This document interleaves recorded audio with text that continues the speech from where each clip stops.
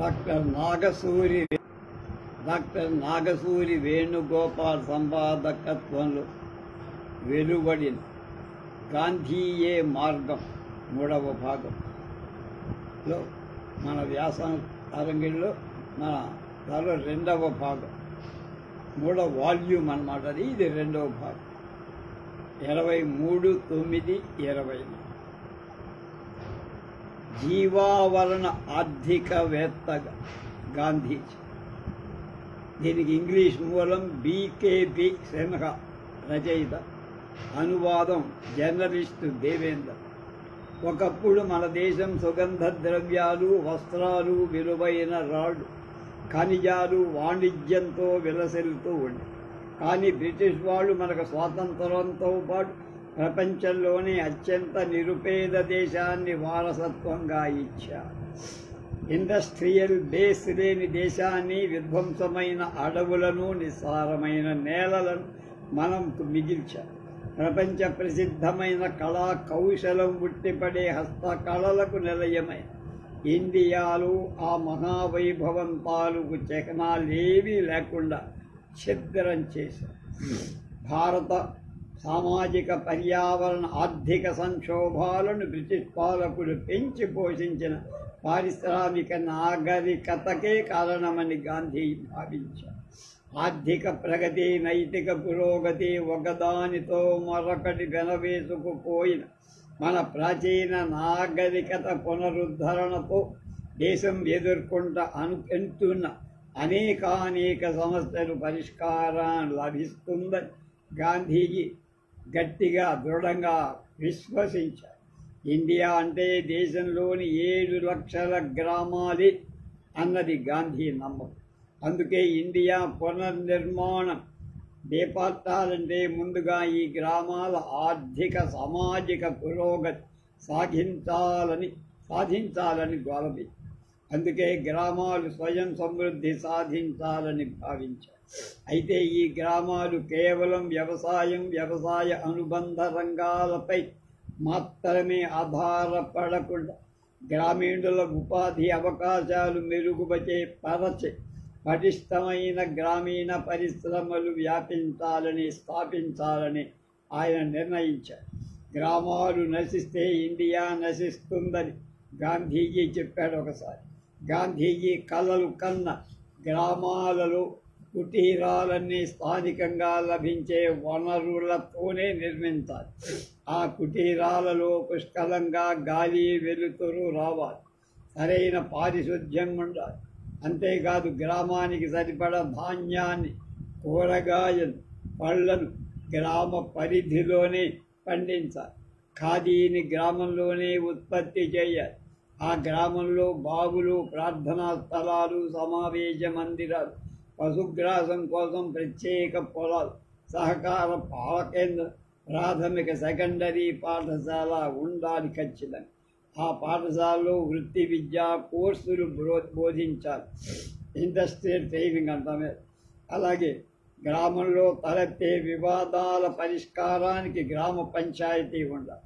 అధికారం కేంద్రీకృతం కావడానికి మనిషికి, యంత్ర పరికరాలకు, భౌతిక పదార్థాలకు దాసుడిని చేసే వ్యవస్థను గాంధీ మొదటి నుంచి వ్యతిరేకించారు.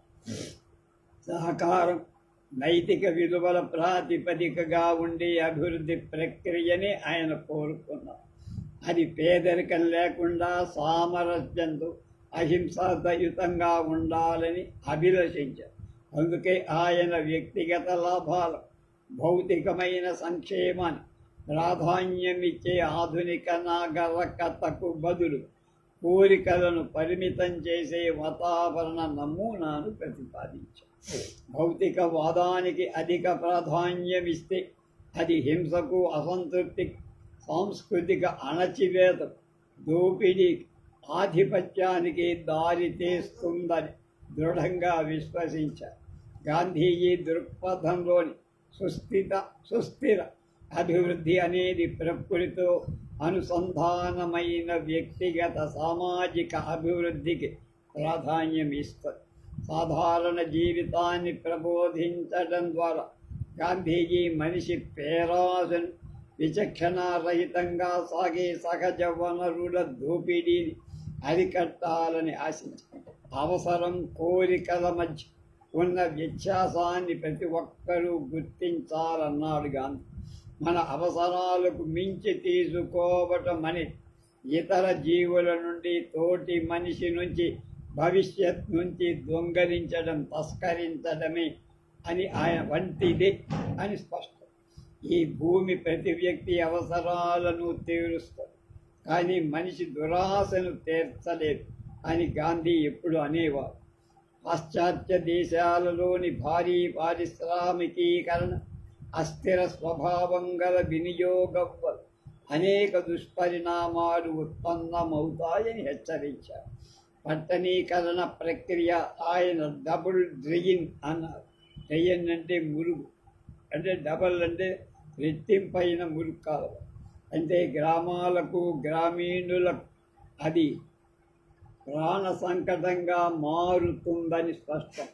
అందుకే ఆర్థిక సమతూకం సాధించాలి అనే పట్టణ రంగం గ్రామీణ రంగాన్ని స్వాహా చేయకుండా చూడాలి. కేంద్రీకరణ కాకుండా వికేంద్రీకరణకు ప్రాధాన్యం ఇవ్వాలి.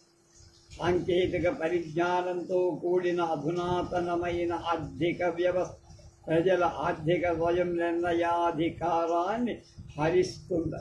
కోట్లాది మంది ఆధారపడిన జీవావరణ నిర్మిత ఈకోలాజికల్ ఫ్యాబ్రిక్ ప్రాధాన్యాన్ని దారుణంగా తగ్గించి వేస్తుందని ఆయన వాదిస్తారు. అందువల్ల ఉత్పాదకత పెంచాలంటే మనం దిగుమతి టెక్నాలజీ వినియోగాన్ని విచక్షణారహితంగా వాడకూడదని, దాన్ని నివారించాలని, చిన్న సమూహాలకు దోహదపడే సాంకేతిక పరికరాలు అభివృద్ధి చేస్తే గ్రామీణ కూలీల వలసలు లేకుండా గ్రామ ఉత్పాదక సామర్థ్యం పెరుగుతుందని ఆయన అంచనా వేశారు. అవసరానికి తగినంత సాంకేతిక టెక్నాలజీ నియంత్రిత ఉత్పత్తిలో జోడించి శాస్త్ర సాంకేతిక రంగాల ద్వారా వనగూడే సామాజిక ప్రయోజనాలు గరిష్ట స్థాయిలో పొందాలని సూచించారు. అదే సమయంలో మనిషికి, పర్యావరణానికి మధ్య తగినంత సమతూకం పాటించాలని హితవు చెప్పారు. హస్తకళలు, నూలు వడకడం, నేత పని వంటివి నిరంతర ఆదాయ వనరులుగా కొనసాగే విధంగా గ్రామీణ కుటీర పరిశ్రమలు అభివృద్ధి చెయ్యాలి అని గాంధీ నొక్కి చెప్పారు. తద్వారా యంత్రాలు సృష్టించే విపరీత పోటీ నుంచి గ్రామీణ కళల కార్మికుల రక్షించుకోవచ్చు అని చెప్పారు. అంతేకాదు గ్రామీణుల ఉపాధి అవకాశాలు ఎలాంటి ఢోకా ఉండదని స్పష్టం చేశారు. కరోనా మహమ్మారి విరుచుకుపడి కనీవిని ఎరుగని స్థాయిలో దేశం నిరుద్యోగ సంక్షోభాన్ని ఎదుర్కొంటున్న ప్రస్తుత తరుణలు గాంధీ ఆలోచనలు తప్పనిసరిగా అనుసరణీయమైనవిగా చెప్పుగా. ప్రస్తుతం అనుసరిస్తున్న అభివృద్ధి నమూనా తీవ్రమైన పర్యావరణ సమస్యలు సృష్టిస్తాయి. పైగా జీవావరణ పరంగా, సామాజికంగా అది తగింది కూడా కాదు. అసమానతల, పేద ధనికుల మధ్య అంతరాన్ని పెంచుతూ భూగోళాన్ని ప్రమాదకరమైన సుడిగుండంలోకి నెడుతారు. కోట్లాది పేదల సమస్యలకు పరిష్కారం ఇలాంటి అభివృద్ధి నమూనాలు సృష్టించే ఆపదలపైన విభిన్న వర్గాల మధ్య సంపద పంపిణీలోని అసమానత, ఇంబ్యాలెన్స్ అంటారు, వల్ల ఉత్పన్నమయ్యే పరిణామాలపై గాంధీకి స్పష్టమైన అవగాహనలు. ప్రపంచంలోనే ఇండియా అత్యధిక అసమానతలు గల దేశంగా ప్రపంచ అసమానతల నివేదిక 2022లో నిగ్గు తేల్చి దేశ జాతీయ ఆదాయంలో 87% కేవలం 10 మంది చేతుల్లోనే ఉంది. తెలుసుగా, ఇంకా తగ్గాలంటే అంబానీ, అదానీల చేతుల్లో. అగ్రస్థానంలో ఉన్న 1% మంది చేతిలో 22% కేంద్రీకరణ. హయ్యర్ సొసైటీలో హయ్యర్ స్టాట్ ఆఫ్ సొసైటీ వాళ్ళది. అది అట్టడుగున్న సగం మందికి దక్కుతోంది 13%.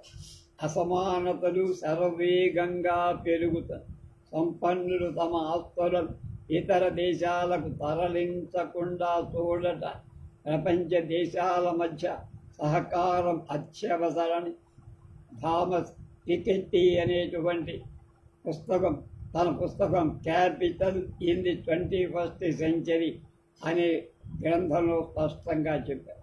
అధిక ఆదాయపు పన్ను చెల్లించే వారిపై అత్యధిక ఆదాయ పన్ను రేటు విధించాలని, వారిపై ప్రపంచ సంపద పన్నును వేయాలని ఈ సందర్భంగా థామస్ చూయించారు.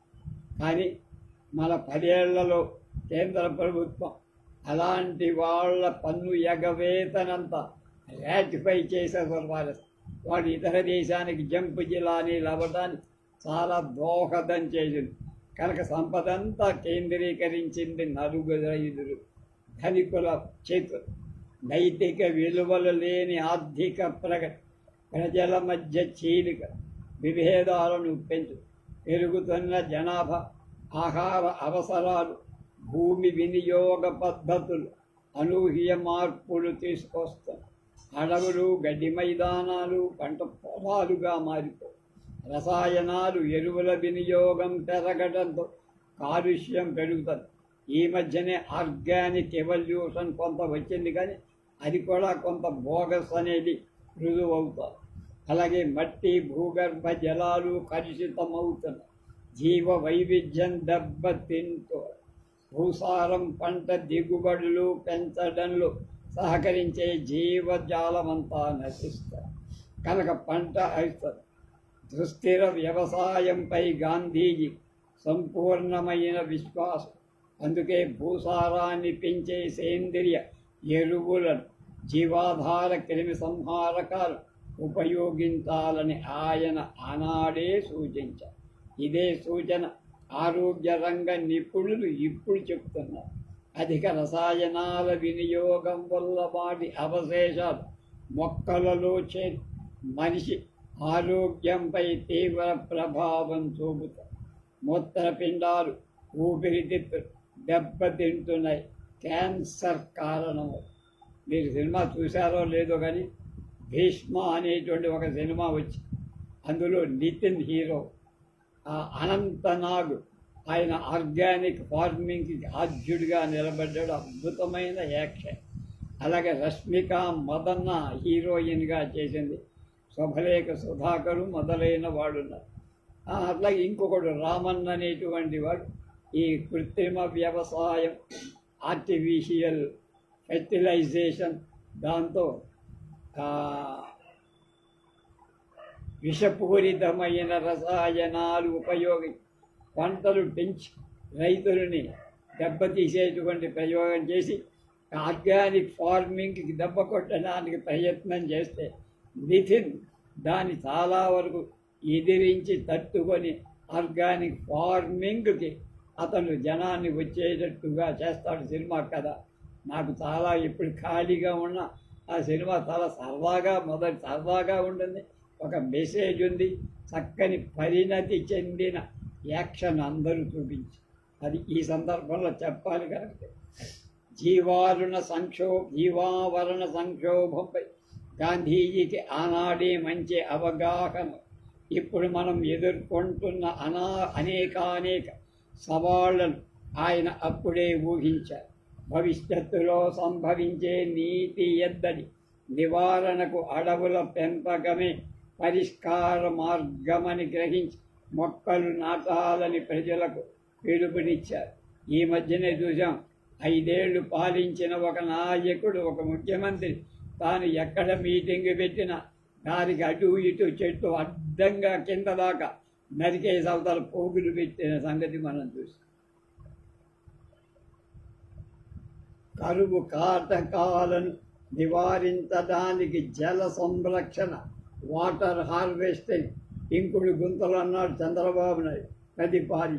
స్వయం సమృద్ధి, సుస్థిర అభివృద్ధి ప్రబోధించిన గాంధీ తత్వ ప్రాధాన్యత వాతావరణంలో సంభవిస్తున్న మార్పులు మరోసారి చాట పర్యావరణంపై కనిష్ట ప్రభావం చూపే జీవనశైలి అలవార్చుకోవాలని కొనే ఆవశ్యకతను ప్రపంచం గుర్తించేలా చేసి ఐక్యరాజ్య సమితి ఆమోదించిన వాతావరణ ఒప్పందం, పర్యావరణ పరిరక్షణకు ఒడంబడి సుస్థిర అభివృద్ధి లక్ష్యాలకు ఈ సూత్రాలే మార్గదర్శకాలు.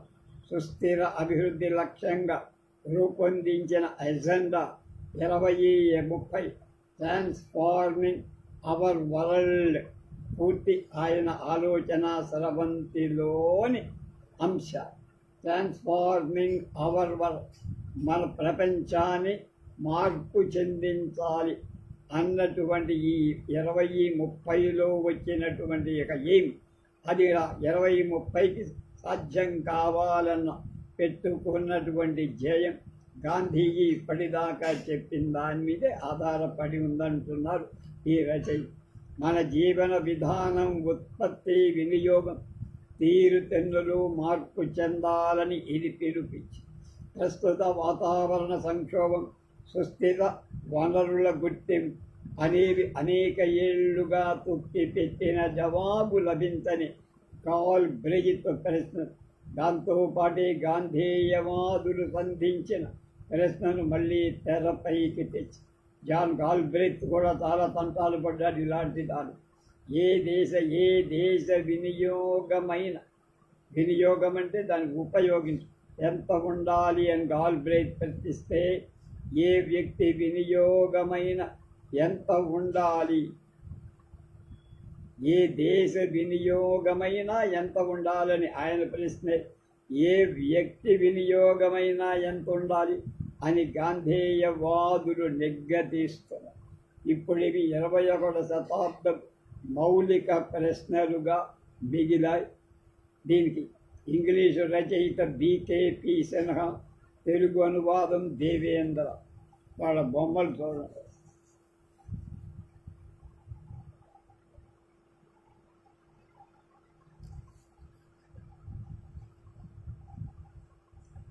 జాతీయవాద, రెండవ వ్యాసం. జాతీయవాద సంకుచిత తత్వానికి విరుగుడు గాంధీజీ సమధర్మ భావం. రాణి శివశంకర శర్మ రచయిత, ఆలోచనాపరుడై. గాంధీ మహాత్ముడు బోధించిన సమధర్మ సమభావన అనే పిలుపుని అర్థం చేసుకుంటే జాతీయతకి కొత్త నిర్వచనం దొరుకుతుంది. ఆధునిక జాతీయవాదంలోని సంకుచితత్వం, భౌగోళిక సాంస్కృతిక సరిహద్దులు చెరిగిపో, ప్రత్యేకత అంటే పర్టిక్యులారిటీ, విశ్వజనీనత యూనివర్సాలిటీ మధ్య ఉన్న వైరుధ్యం పరిష్కరించవు.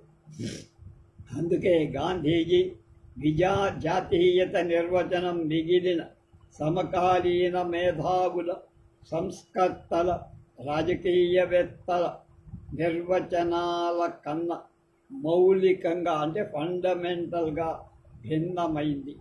విశాల దృష్టితో ఉన్నది. అంబేద్కర్, లోహియా, సావర్కర్, మార్క్స్ మొదలైన అందరు మేధావులు భారత జాతీయతని భౌగోళిక పరిధిలోకి కుదించారు. గాంధీజీ ధర్మంతో, సంస్కృతిలో, ఇంకా చెప్పాలంటే త్రివేణి సంగమం అనదగిన సర్వధర్మ సమభావన సంస్కృతుల సమ్మేళనంలో దాన్ని చూశారు.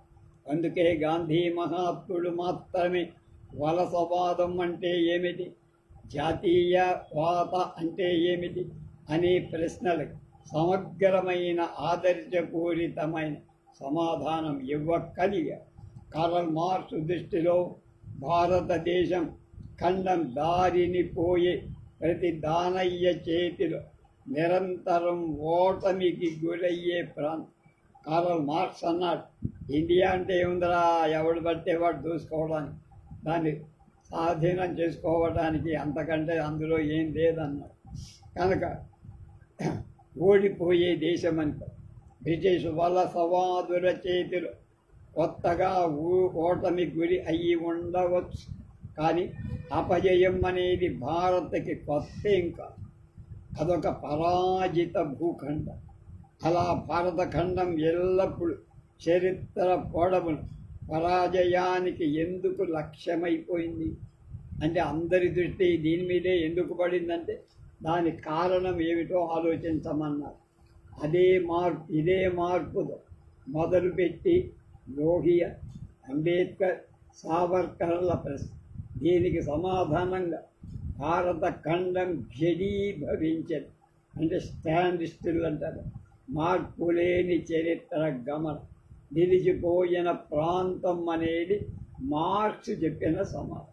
అది పాశ్చాత్య తత్వవేత్త వలసవాదుల దృక్పథం. దాన్నే మార్క్స్ తీసుకున్నారు.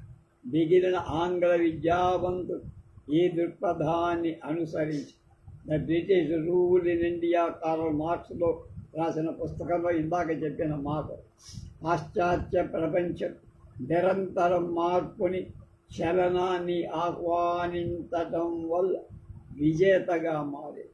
అంతకుముందు విజేతలు కూడా అంతే, మార్పు చెందే స్వభావం కలిగి ఉండటం వల్ల సాంకేతికంగా సాంస్కృతికంగా పురోగమించి విజేతలు భారత్ని జయించగలిగారు.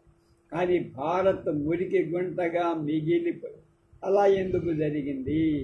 దాని గ్రామీణ వ్యవస్థ, ఆనువంశిక వృత్తులలో స్తబ్దకి మూలాలు ఉన్నాయన్నాడు మార్క్స్. దానినే కులం అన్నాడు లోహియ.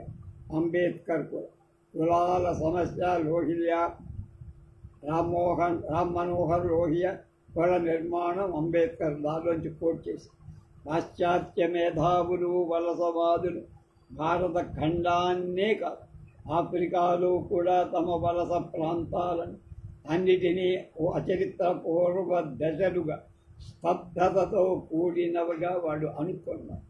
అక్కడి సాహిత్యాన్ని, కళలను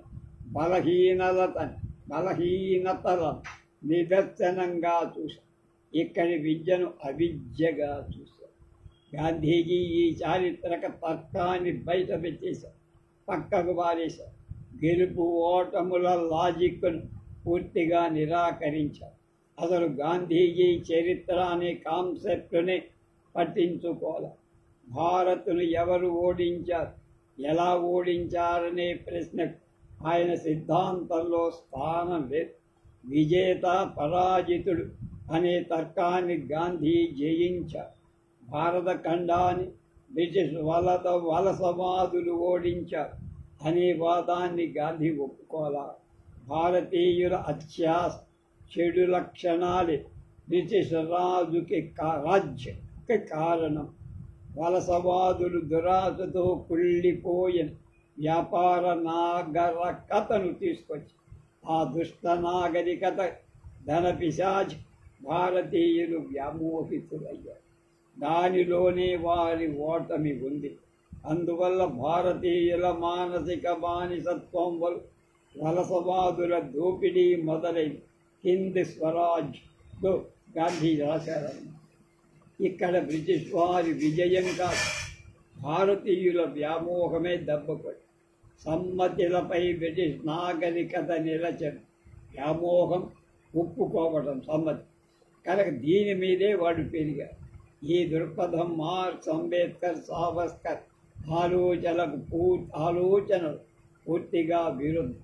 బ్రిటిష్ ఆధునికతని వాళ్ళు బలానికి, శక్తికి, చలనానికి సంకేతంగా భావించారు. తద్వారా వలసవాదం పట్ల వైరభక్తి చూపారు. హిందుత్వ జ్యోతిర్మయ శర్మ, రెనడే గాంధీ అండ్ జిన్నా అంబేద్కర్ పుస్తకాలు బ్రిటిష్ వాళ్ళు హీరోలు, భారతీయులు జీరోలు కనుకనే పరాజయం పొందారు అన్నారు. కానీ జీరోకి ఉండే విలువ గుర్తించాడు గాంధీ. అందుకే పారిశ్రామిక నాగరికత మిరుమిట్ల వెనక వినాశనాన్ని, సరళ జీవనంలోని ప్రశాంతతని గుర్తి వలస పీడితులకే కాదు వలసవాదులకు కూడా విముక్తి అవసరం అన్నాడు గాంధీ. కనుక ఎందుకంటే ఇద్దరు ఆధునిక పాశ్చాత్య వ్యాపార నాగరికత వల్ల ప్రపంచాన్ని ఎండమావిగా చేసేస్తున్నారు.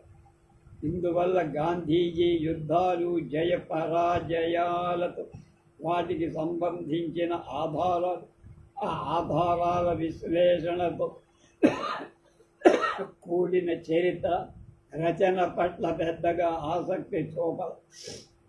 ఘర్షణని మాత్రమే చూసి ఆ ఘర్షణకి వివిధ వ్యాఖ్యానాలు చేసి మళ్ళీ ఘర్షణ ద్వారా మాత్రమే పరిష్కారం లభిస్తుందని చారిత్రక ఘర్షణ భావనని విజ్ఞతతో పక్కకు పెట్టారు. అలాగే సంస్కృతులు, మతాలు, ధర్మాలు, వారి మధ్య స్నేహపూర్వక బాంధవ్యం, సంబంధాలు చూశారు. అందువలనే హిందూ ముస్లిం అని బైనరీ ఆపోజిట్స్ పుట్టుక ద్వారానే వాళ్ళలో భిన్నమైనటువంటి వైరం అది నుంచి బయటికి వెళ్ళి హిందూ ముస్లిం భాయి భావి అన్నారు. Gandhi a hope in the side అవధానం రఘుకుమార్ రాశారు. ప్రపంచాన్ని వైరుధ్యాలుగా తోడటంలో ఉండే సమస్య ఏంటంటే మన శత్రువు అంశ మనలో కూడా ఉంది. బానిస సమ్మతి లేకపోతే బానిసత్వం సాధ్యం కాదు అని మార్క్స్ అండ్ హెగెల్ అన్నవే ఆ హెగెల్ చెప్పారు. కమ్యూనిస్ట్ మేధావి గ్రాంసీ వర్గ సమాజం కొనసాగడంలో పీడిత ప్రజల సమ్మతి ఉంటుంది. అందువల్ల శత్రువు బయట లేడు కనుక మనలోనే ఉంటాడు. ప్రిజన్ నోట్ బుక్ గ్రాంసీ అనేవాడు రాశారు. అందువల్ల వైరుధ్యాలని కాక వైవిధ్యాలను, వాటి మధ్య అంత సంబంధాన్ని హైలైట్ చేశాడు. గెలుపు ఓటముల చరిత్ర నమ్మే వాళ్ళకి భిన్నంగా విలువల క్షీణత కూడిన నాగరికతలు వలసవాద మూలాల్ని చూశాడు గాంధీజీ. భౌగోళికం టెరిటోరియల్ జాతీయతకు భిన్నంగా సాంస్కృతిక జాతీయతను ప్రతిపాదించి అసలు భారత్ అంటే ఏమిటి? ఒకే ఒక ప్రధాన సంస్కృతి, మతం గల పరిధులు గల భూభాగంగా వీర సావర్కర్ భావించి ఈ జాతీయ భావన యూరప్ నుంచి దిగుమతి ఇంగ్లాండ్, జర్మనీ లాంటి పాశ్చాత్య దేశాలలో మతం జాతీయతను నిర్ణయించడంలో ప్రధాన పాత్ర నిర్వహిస్తుంది. అమెరికాలో ఇప్పటికీ ప్రొటెస్టెంటిజం ప్రధాన పాత్ర వహిస్తుంది. అందుకే ఎక్కువ శాతం మంది అమెరికన్ ప్రెసిడెంట్లు ప్రొటెస్టెంట్లు మాత్రమే. సావర్కర్ కూడా భారతదేశాన్ని హిందువుల భూమిగా భావించారు. భారత్లో ఒకే మతం లేకపోవడం జాతీయతని మతపరంగా నిర్వచించడానికి అడ్డంగా నిలిచి, అందువల్ల ముస్లింలు, క్రైస్తవులు కాని వాళ్ళంతా హిందువులు అని నెగటివ్ నిర్వచనం ఇచ్చి భారత జాతీయత హిందూ జాతీయతగా నిర్వచించాడు సావర్కర్. అంబేద్కర్ కూడా ముస్లిం, క్రైస్తవుల ఒక ఐక్యతతో కూడిన జాతి లేకపోవడం గురించి బాధపడ్డాడు. కులం పునాదులపై జాతిని నిర్మించలేమన్నాడు ఎవరు? అంబేద్కర్. హిందుత్వ సావర్కర్ అన్నాడు. ఈ మాట జాతీయవాద సంకుచితత్వాన్ని అధిగమించిన గాంధీజీ దేశభక్తి. నిజానికి ఒకే ఒక మతం, జాతీయ మతం అనదగ్గది లేకపోవడం భారత్ అదృష్టం. ఆ మతం లేకపోవడం వల్ల ఏర్పడిన శూన్యాన్ని గాంధీ మహాత్మ సర్వధర్మ సమభావన అని ఆదర్శంతో పూరించాడు. అలాగే అంటే పూర్తి చేశాడు, నింపాడు అన్నాడు. అందుకే శ్రీలంక, బర్మా, పాకిస్తాన్ మతరాజ్యాలుగా అవతరించిన మన దేశం మతరాజ్యంగా ఘనీభవించాల. భౌగోళిక జాతీయతకి మాత్రమే ప్రాతిపదిక. ఒక ప్రాంతానికి సంబంధించిన సాంస్కృతిక మతపర ప్రజలుగా హోమోజెనస్ కమ్యూనిటీగా భౌగోళిక జాతీయత అనేది నిర్వచింపబడింది. గాంధీజీ జాతీయతలో భౌగోళికత అంటే టెరిటరీ ప్రధానంగా, అందువల్ల సంస్కృతి తప్ప కల్చర్ ప్రాంతానికి సంబంధించిన ప్రజల మత చరిత్ర ముఖ్యంగా. ఇతర మతాల వాళ్ళు అలాగే ఇతర సంస్కృతుల వాళ్ళు ఈ భూగోళాన్ని జయిస్తూ వచ్చారని, స్థానిక ప్రజల్ని బానిసలు చేశారని చెప్పే ఘర్షణాత్మక చరిత్ర గాంధీజీ సాంస్కృతిక జాతీయతలో స్థానం లేదు. ఆయనది కల్చరల్ నేషనాలిటీ, అది సాంస్కృతిక జాతీయత. ఎందుకంటే వివిధ సంస్కృతులు అన్నదమ్ములులా కలవడం సహజం. ఈ క్రమంలో ఘర్షణ తాత్కాలికం. అందుకే గాంధీజీ ఇంగ్లీషు వాళ్ళను కూడా శత్రు జాతిగా చూడరు. వ్యాపార దోపిడీ నిలిపేస్తే ఇంగ్లీష్ వాళ్ళే ఈ దేశాన్ని పరిపాలించనంత ఉదార హృదయం. అలాగే నేను ఈ సిరీస్ చేస్తుంటే ఒక ఆయన ఇప్పుడు ఇవాళ పెట్టాడు ఎక్కడో వాట్సాప్ ఏదో మెసేజ్ అన్నారు, గాంధీ హిందూ మతానికి చాలా ద్రోహం చేస్తే మీరు ఆయన గురించి హైలైట్ చేస్తున్నారేమిటో. ఎవరి అభిప్రాయం వాళ్ళది. కళ్ళజోడు అదేంటి కామెర్ల వాడికి లోకమంతా పచ్చగా కనబడటం సాధ్యం. అలాగే దేశ విభజన ఆలోచనను విడిచిపెడతానంటే ముస్లిం జాతీయుడని ప్రధాని చేయొచ్చని అంబేద్కర్ ముస్లింలు సైన్యంలో ఉంటే ప్రమాదమని, ముస్లింలు సైన్యంలో ఉంటే ప్రమాదమని అంబేద్కర్ అన్నాడు. కానీ ముస్లింలు జాతీయుణ్ణి చేయొచ్చు అన్నాడు విభజన వదిలిపెట్టే గాంధీ. కారణం అంబేద్కర్ జాతీయత భౌగోళికంగా ఆలోచించాడు, ఆ పరిధి దాటలాయి. అందువల్ల సరిహద్దుల రక్షణ ప్రధానం అనుకున్నారు. కానీ గాంధీజీ తత్వంలో జాతీయత అంతర్జాతీయత మధ్య శాశ్వతమైన హడ్డిల్స్ అంటారు, అడ్డుగోడలు. అందుకే ఆయన పాశ్చాత్యం నుండి ప్రాచ్యాన్ని కనుక అహింసా సిద్ధాంతం బైబుల్ నుండి వచ్చిందా జైనం నుంచి వచ్చిందా నిర్ధారించటం కష్టం. ఎందుకు? ఆయన గోడలు లేవు. ఆయన జాతీయత గోడలు లేనిది, ఎల్లదు అనే మార్గంలో ప్రయాణిస్తూనే మత సంకుచిత్వాన్ని అధిగమించారు. గాంధీజీ ఏ ఆచారాన్ని, ఏ విశ్వాసాన్ని, ఏ మతాన్ని నిరాకరించాల. ఆ విశ్వాసానికి, మతానికి, ఆచారానికి తన ధర్మంలో స్థానం కల్పించారు. తద్వారా దూరాన్ని చెరిపేస్తారు. ఇంటిమేట్ ఎనిమి ఆశిష్ గాంధీ అనే అతను రాశారు. ఈ దురాక్రమణ, విజయం, శత్రువు లాంటి పదాలకి గాంధీజీ సాంస్కృతిక జాతీయతలో కల్చరల్ నేషనాలిటీ బీజ స్థానం లేదు.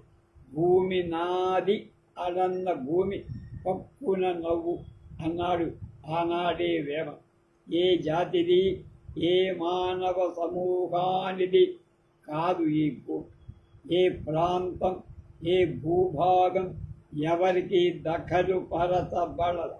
అందరూ వలస వచ్చిన వాళ్ళే అని ఆధునిక విజ్ఞానం చూపి తెలియజేస్తుంది. కనుక ఒక జాతికి, ఒక మతానికి సంబంధించిందిగా భారత్ని మనం నిర్వచించకూడదు.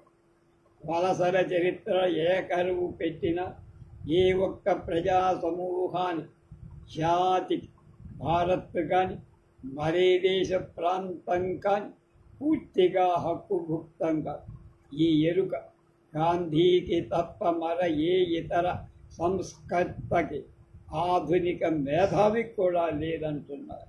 ఆర్యులు తరలి వచ్చారని, స్థానిక ప్రజలను అణచివేశారని, వాళ్లే బ్రాహ్మలని జ్యోతిరావు పూలే ఆధారాలు లేని చరిత్ర రచించారు. ఇవాళ ఆయనంటే ఓ విపరీతంగా సినిమా స్టార్ల దగ్గర రాజకీయ నాయకుల్లాగా ఆయనకి, ఆయన భార్యకి ఓ పెద్ద పెద్ద హారతులు బట్టి హడావిడి చేస్తారు. ఆ పేరు చెప్పకపోతే ఇవాళ వాళ్ళని సంఘంలో గుర్తించని పరిస్థితి అన్నమాట. చూసాం మనం అంతా కూడా. ముస్లిముల వలస వచ్చిన హిందువులను అణచివేశారని సావర్కర్ లాంటి హిందూవాదులు భావించారు. హిందువులను అలాగే ఈ చారిత్రక కథనాలు అన్నిటికీ మూలం వలసవాద చరిత్ర. గులాంగిరి జ్యోతిరావు పూలే అని ఆయన రాసిన పుస్తకం.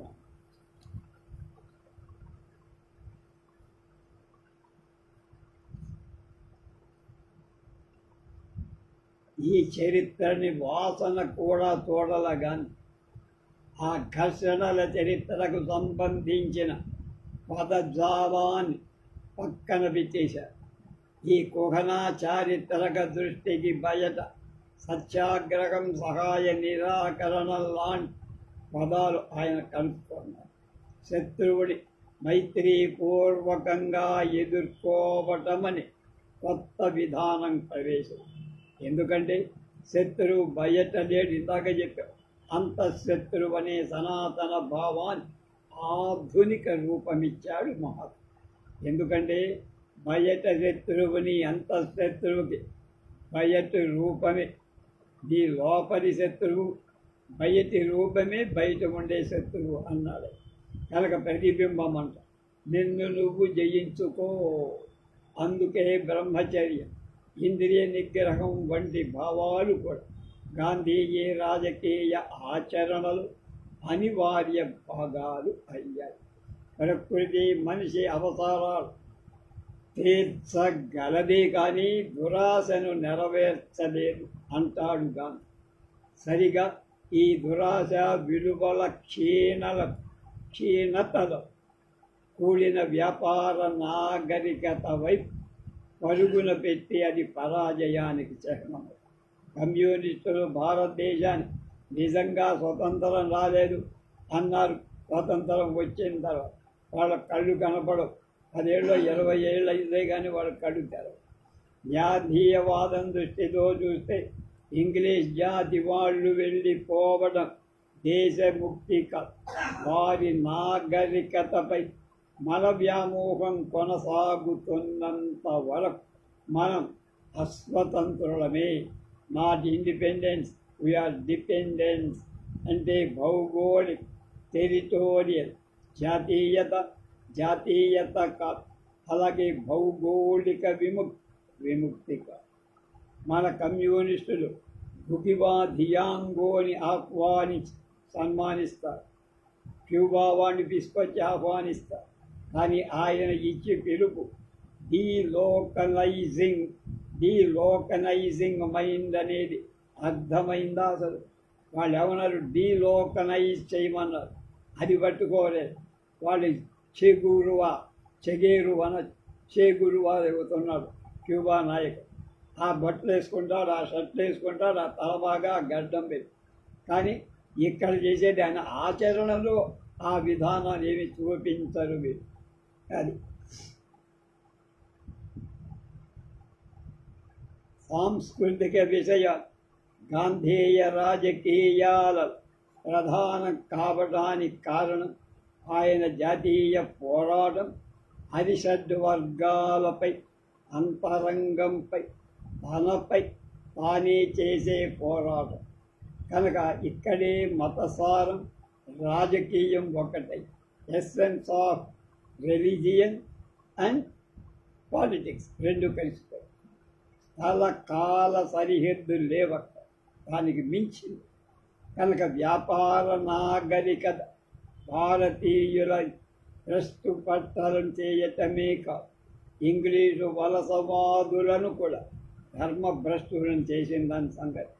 వాళ్ళు బైబిల్ బోధించిన శాంతి సందేశం సరళ జీవనం నుంచి దూరం కావటం వల్లే వ్యాపార నాగరికతలోకి వెళ్ళి పతనమయ్యారు.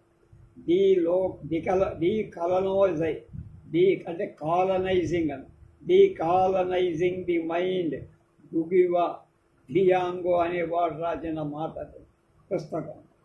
జూయిష్ క్వశ్చన్లో కార్ల్ మార్క్స్ యూదులపై వచ్చిన ఆరోపణలని క్రైస్తవుల మీద ఎక్కుపెట్టారు.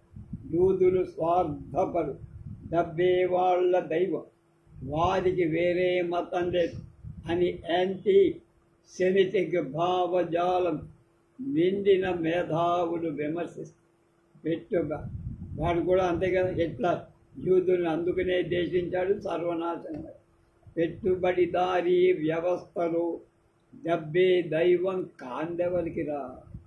ఎవరు స్వార్థపరు భక్తు వ్యక్తివాదులు కాకుండా మిగిలారా అని యూదు ప్రశ్నతోనే క్రైస్తవ మతాన్ని సమాజాన్ని తిప్పి కొట్టారు. ఈ పద్ధతినే హిందూ బౌద్ధ గ్రంథ వితండవాదం అది వెనకాల వేట. ఈ ప్రశ్నని విమర్శని దానితోనే ఛేదించడం. On the Jewish question Karl Marx రాసింది. గాంధీ పీడితులు పీడకులు అనే సాధారణ విభజన దాటి చూస్తే పీడింపబడేవాడు పీడించేవాడు, వాళ్ళని ఆ స్థాయి దాటి చూశాడు గాంధీ. అందువల్లనే అందరిలోని విలువల పతనాన్ని గుర్తుపట్టి బ్రాహ్మణులని భూదేవతలు అనడాన్ని హరిజన పదంతో తిప్పి కొట్టుబడి కనుక అందుకే బ్రాహ్మణ కులంలో పుట్టినంత చేత ఆ గుణాలు వాడికి వస్తాయా రావు. కనుక బ్రాహ్మణులు ఆయన్ని అందుకే అంతగా ద్వేషించారు. మానవ ఆలోచనే పరిమితులతో కూడింది. అందుకే ఏ గ్రంథం, ఏ మతం, ఏ జాతి తప్పు లేనిది లేదు. శుద్ధ పూసలు ఎవరూ లేరు. ఈ మధ్య సినిమాలో ఈ మాట, రాజకీయాల్లో ఈ శుద్ధ పూసలనే మాట బాగా. అందులో ప్రస్తుతం మనదాకా పాలించిన ఆ పార్టీ నాయకులందరినీ శుద్ధ పూసలు అంటారు. కనుక సంస్కృతులు, జాతులు పరస్పర అవగాహన మెరుగుపరుచుకో. దీని అర్థం తన అస్తిత్వాన్ని రద్దు చేసుకోవటం కాదు. అందుకే రవీంద్రనాథ్ ఠాగూర్ చర్చలో జాతీయత గల ఆవశ్యకతని నొక్కి చెప్పాడు గాంధీ. వాళ్ళిద్దరికీ మధ్య జరిగిన చర్చ. అన్ని గాలులను ఆహ్వానించాల్సిందే కానీ కాళ్ళు తేలిపోయేంత పరాయి గాలుల్ని ఆహ్వానించక. విశ్వనాథ సత్యనారాయణ 1000 పడగలు రాసిన రామాయణ కల్పవృక్షం రాసిన ఆయన పాయింట్ ఇదే. పక్షి ఎంత దూరం ఆకాశంలోకి తిరిగి తన స్వస్థలం రావాల్సిందే గూటికి చేరు. కనుక నీ బేసును మర్చిపోవద్దు. కనుక సాంస్కృతిక ప్రత్యేకతల సార్వజనీనతకి మధ్య సంధి ప్రయత్నం నిరంతరం సాగాలి. మతం విషయంలో అంబేద్కర్ విమర్శలను స్వీకరిస్తూనే మతంలోని బలహీనతలై ఎత్తిపట్టి తిరస్కరించడం మంచిది కాదన్నాడు గాంధీ. ఎందుకంటే గాంధీజీ దృష్టిలో సత్యం ఒక ప్రయోగం మాత్రమే. మై ఎక్స్పెరిమెంట్స్ విత్ ట్రూత్ అన్నాడు ఆయన. సత్యం మీద నా శోధన అంటే ఎక్స్పెరిమెంట్, ప్రయోగం. దైవం కూడా సత్యమే. సత్యం, ధర్మం అవిగా మనం చెప్పేది. కనుక అది ఒక ప్రయోగం, ఒక సంపూర్ణ దైవ సాక్షాత్కారం. సంపూర్ణ సాక్షాత్కారం ఏనాటికి స్థల కాలాలలో సాధ్యమయ్యే పని కాదు. అలాగే జాతీయత కూడా మానవ అంతరాత్మకి సంబంధించింది. కనుక దానికి సంపూర్ణ నిర్వచనం ఏనాటికి కుదరదు. ఎందుకంటే జాతీయత సంకుచిత టెరిటరీ, భౌగోళిక సరిహద్దుల కుదింపుకు తగిందిగా. ఆ కుదింపులోకి రాదు. విస్తృత పరిధి కలిగింది. అంటే కల్చరల్ అనేటువంటి దానిలో ఉండాలి. కల్చరల్ బౌండరీ ఉండాలి, అంతేగాని టెరిటోరియల్ బౌండరీ. ఈ విషయాలన్నీ చక్కని వ్యాసంగా రాసిన వారు రాణి శివశంకర శర్మ గారు.